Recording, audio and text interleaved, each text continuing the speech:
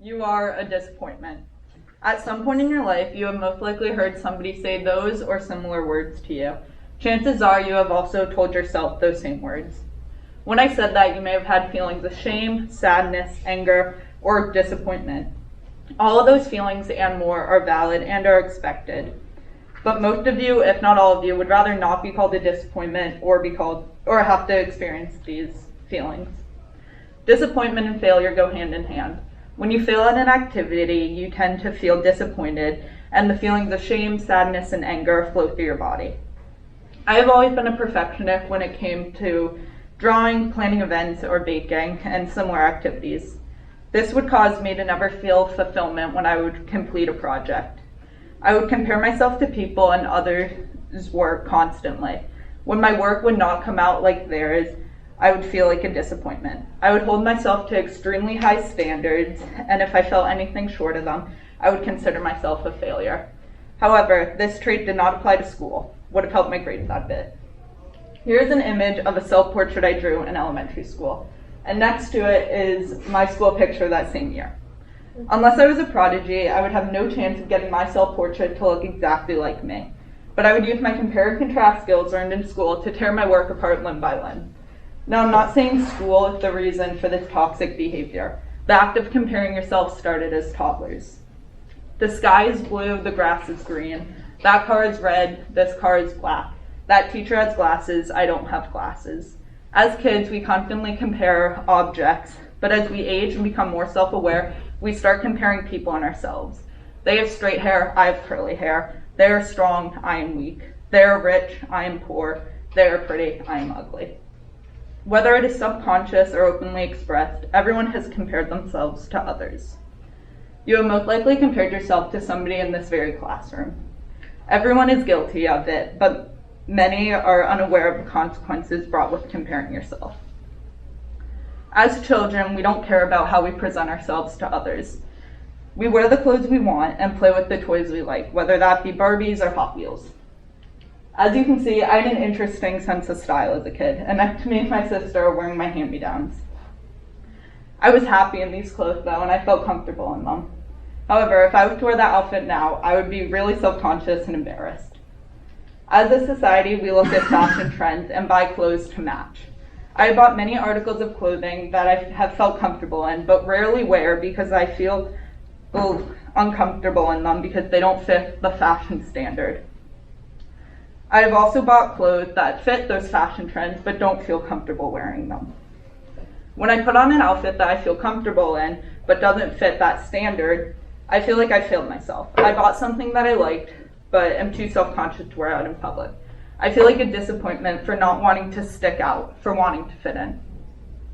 And when I wear something that fits the standard of fashion but I don't feel comfortable in, I feel like a disappointment for not feeling comfortable in clothes that others look so good in. At one of the schools I attended in first grade, yes, I attended multiple, we had a sports day. Everyone wore their favorite sports team jersey.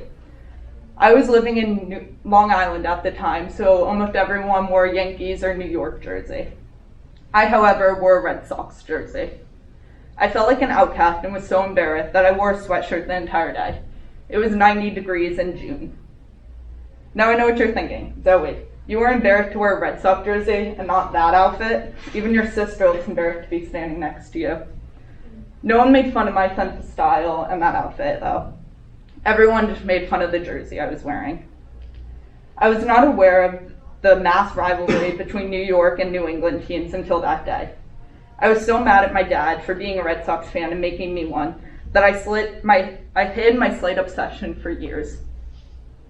Why should I feel like the disappointment, though? Wasn't it society that put those standards into our head? Shouldn't we be disappointed in the fashion industry and other people's judgment? Or should you be disappointed in yourself for falling into that trap? It's easier to blame yourself, so almost everyone does. This toxic behavior doesn't end at clothes, though. It can be seen in every aspect of life. From picking a college to driving to the store, we are constantly comparing ourselves and becoming more and more self-conscious. I want to briefly discuss mental health and include a trigger warning as I will be discussing suicide. In the United States, nearly 1 in 5 people suffer from a mental illness, and that is of people that are diagnosed. Mental illness such as depression, anxiety, and borderline personality disorder can be caused by overly self-conscious thinking.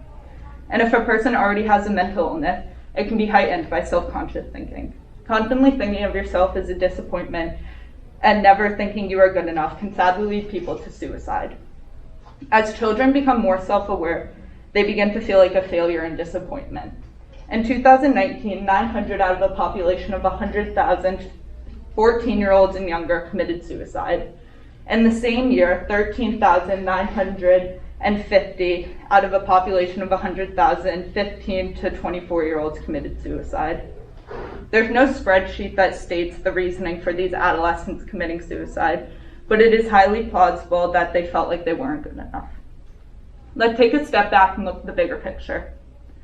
Humans begin to compare themselves and others and become insecure. These insecurities can cause a person to feel like a disappointment because they cannot do the same thing that someone else does, be someone else, or have what someone else has. Even before I was applying to college, I would constantly watch YouTube videos of students already in college. Because I had not gone to college yet, I didn't have experiences of my own to compare to theirs, so I would pretend that I was the person on my phone. I fully expected my college experience to be exactly like theirs, and I went into the college application process with the same mindset. This didn't end well. I soon realized that my life was nothing close to what the YouTubers had. I applied to the majority of the schools solely based on the YouTubers' lives. When I got into these schools, I was overjoyed, but there were a few issues. I didn't have the money to attend these schools, and frankly, I didn't want to go to college.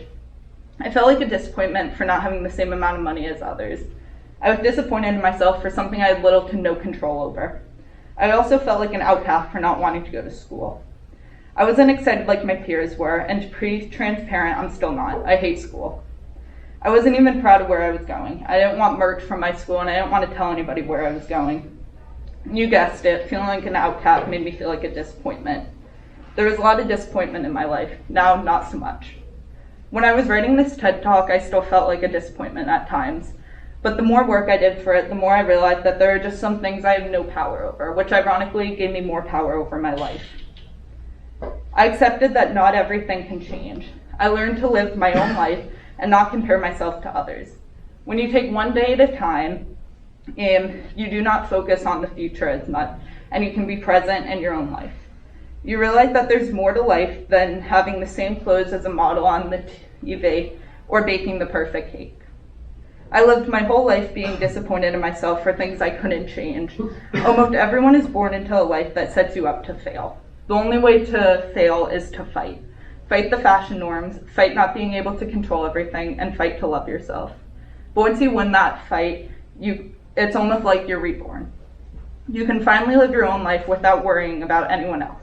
You can finally tell your old life to us because you have a new and better one. Thank you for coming to my TED Talk.